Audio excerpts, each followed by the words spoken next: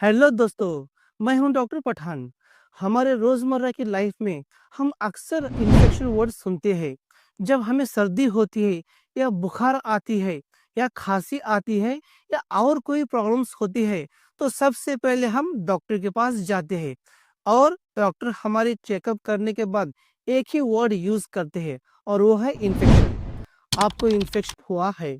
जब गले में दर्द होता है तो डॉक्टर कहते हैं इन्फेक्शन हुआ है। जब आंख में दर्द होता है या आंख में जलन होती है तो डॉक्टर कहते हैं इन्फेक्शन हुआ है। जब पेट में दर्द होता है तो डॉक्टर कहते हैं इन्फेक्शन हुआ है। जब पेशाब में जलन होती है तो डॉक्टर कहते हैं इन्फेक्शन हुआ है। यहाँ इन्फेक्शन, वहाँ इन्फेक्शन, इन्फेक्शन, इन्फेक्शन, इन्फेक्शन। लेकिन क्या आपको पता है कि इन्फेक्शन क्या होता है? इन्फेक्शन यानी संक्रमण एक डेंजर हेल्थ प्रॉब्लम है जो हमारे बॉडी को कई तरह से अफेक्टेड कर सकते हैं। आज की इस वीडियो में हम डिटेल से जानेंगे कि इन्फेक्शन क्या है, इसके कितने टाइप्स या फिर प्रकार कितने होते हैं और इससे कैसे बचा जा सकता है। तो चलिए बिना किसी देरी के इस वीडियो को स्टार्ट करते हैं। मैं हूं डॉक्टर पठान और मेरे चैनल में आपका बहुत बहुत स्वागत है। सबसे पहले हम बात करते हैं कि इन्फेक्शन क्या है। इन्फेक्शन का मतलब है हमारे बॉडी में हानिकारक माइक्रो ऑर्गेनिजम्स इंटर करना, यानी कि बैक्टीरिया, वायरस, फंगस या पैरासाइट्स का हमारे बॉडी में एंटर करना और उनकी ग्रोथ करना। जब ये माइक्रो ऑर्गेनिजम्स हमारे बॉडी में पहुंचते हैं तो वे हमारे सेल्स को नुकसान पहुंचाते हैं और हमारी बीमारी की वजह बनते हैं। अगर कॉमन वर्ड्स में कहें तो इन्फेक्शन तब होता है जब कोई बाहरी जर्म्स हमारे शरीर की इम्यूनिटी सिस्टम को पार कर जाता है। हमारा शरीर लगातार इन हानिकारक माइक्रो ऑर्गेनिज्म से लड़ता रहता है, लेकिन जब इनकी क्वांटिटी ज्यादा हो जाती है या हमारी इम्यूनिटी कम हो जाती है तो इन्फेक्शन हो जाता है। अब बात करते हैं इन्फेक्शन के प्रकार यानी कि टाइप्स के बारे में। इन्फेक्शन के प्रकार को समझना बहुत ही इम्पोर्टेंट है क्योंकि हर प्रकार का इलाज अलग अलग होता है। आइए जानते हैं अलग अलग प्रकार के इन्फेक्शन के बारे में। पहला इन्फेक्शन का प्रकार है बैक्टीरियल इन्फेक्शन। बैक्टीरियल इन्फेक्शन सबसे कॉमन प्रकार का इन्फेक्शन है। इसमें हानिकारक बैक्टीरिया हमारे शरीर में प्रवेश करके इन्फेक्शन फैलाते हैं। गले में खराश होना, पेशाब में इन्फेक्शन होना और निमोनिया इसके एग्जाम्पल्स है। दूसरा है viral infection. Viral infection virus की वजह से होता है। कॉमन सर्दी, फ्लू और कोविड-19 वायरल इन्फेक्शन के कॉमन एग्जाम्पल्स है। ये इन्फेक्शन आमतौर पर हवा में फैलते हैं। तीसरा है fungal infection. Fungal infection fungus की वजह से होता है। स्किन पर होने वाले दाग, खुजली और नाखूनों का इन्फेक्शन इसके कॉमन एग्जांपल्स है। अब बात करते हैं इन्फेक्शन के कारणों के बारे में। अब समझते हैं कि इन्फेक्शन कैसे होता है और इसके मेन रीजंस क्या है। इन कारणों को समझकर हम बेहतर तरीके से बचाव कर सकते हैं। पहला रीजन है इन्फेक्शियस व्यक्ति से संपर्क में आने से। सबसे कॉमन वजह इन्फेक्शियस व्यक्ति के साथ सीधा संपर्क में आना है। खांसने, छींकने या शारीरिक संपर्क से कई इन्फेक्शन फैलते हैं।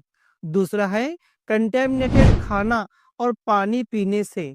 गंदा या कंटेमिनेटेड खाना खाने से और गंदा पानी पीने से पेट में इन्फेक्शन हो सकता है। खासकर बाहर का खाना खाते समय सावधानी बरतनी चाहिए। तीसरी वजह है कमजोर इम्यूनिटी सिस्टम की वजह से। जब हमारी इम्यूनिटी कम हो जाती है तो इन्फेक्शन होने का खतरा बढ़ जाता है। स्ट्रेस, माल न्यूट्रिशन यानी कि कुपोषण और कुछ दवाइयाँ इम्यूनिटी कम कर सकती है। चौथा वजह है साफ सफाई का ख्याल न रखना। हाथ न धोना, गंदे कपड़े पहनना और अनहाइजीनिक एनवायरनमेंट में रहना इन्फेक्शन के मेन रीजंस है।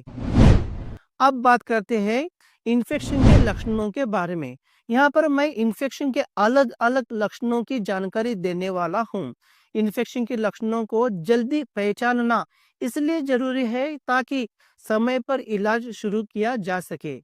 सामान्य इन्फेक्शन है पहला है बुखार और ठंड लगना, दूसरा है थकान और कमजोरी होना, तीसरा है सर दर्द होना, चौथा है मांसपेशियों में दर्द होना और पांचवा है भूख न लगना। स्पेसिफिक सिम्टम्स है, इन्फेक्शन के प्रकार के अनुसार अलग अलग लक्षण हो सकते हैं। जैसे कि पहला है रेस्पिरेटरी सिस्टम में इन्फेक्शन होना, जैसे खांसी, गले में खराश, सांस लेने में दिक्कत होना। दूसरा है पेट में इन्फेक्शन होना, जैसे दस्त लगना, उल्टी आना, पेट में दर्द होना। तीसरा है स्किन में इन्फेक्शन होना, जैसे कि लाली, खुजली, फोड़े, फुंसी होना। चौथा है यूरिनरी ट्रैक्ट में इन्फेक्शन होना, पेशाब में जलन, बार बार पेशाब आना शामिल है। अब हम बात करते हैं इन्फेक्शन का इलाज के बारे में। दवाइयों से इलाज करना। इन्फेक्शन का सबसे आसान और असरदार इलाज दवाइयों से होता है। ये दवाइयों से अलग अलग प्रकार के इन्फेक्शन के हिसाब से दी जाती है। पहला है एंटीबायोटिक्स दवाइयाँ। बैक्टीरियल इन्फेक्शन के लिए एंटीबायोटिक्स दवाइयाँ दी जाती है।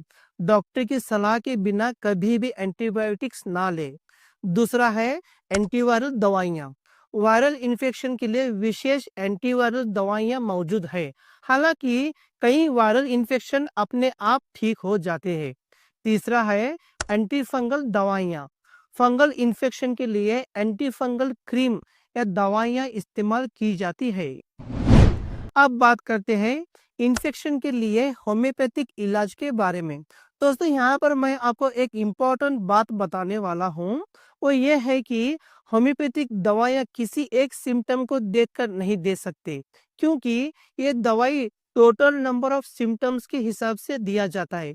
फिर भी मैं आपको एक कॉमन दवाई बताऊंगा जो मैक्सिमम डॉक्टर्स इन्फेक्शन के लिए यूज करते हैं, और वो है डॉक्टर रेगवेक कंपनी की R1 इन्फ्लेमेशन ड्रॉप्स।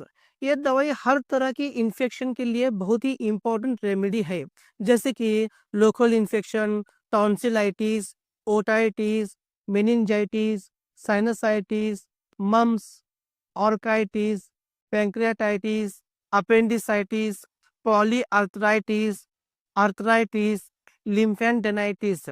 इस तरह के हर इन्फेक्शन को कम करने के लिए बहुत ही इम्पोर्टेंट मेडिसिन है। यह दवाई आपको 10 से 15 बूंद आधा कप गुनगुने पानी में मिलाकर दिन में 3 बार यानी सुबह, दोपहर और शाम को खाना खाने से आधा घंटा पहले पी लेना है।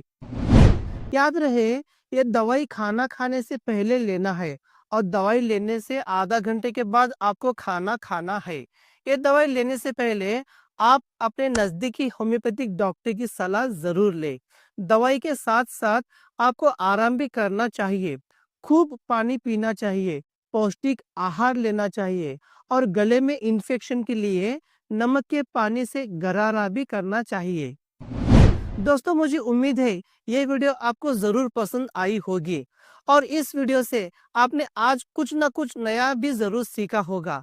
अगर ये वीडियो आपको पसंद आई है तो इसे लाइक ज़रूर दीजिए और चैनल पर अगर आप नए हैं और पहली बार वीडियो देख रहे हैं तो मेरे चैनल को सब्सक्राइब करना ना भूलिए।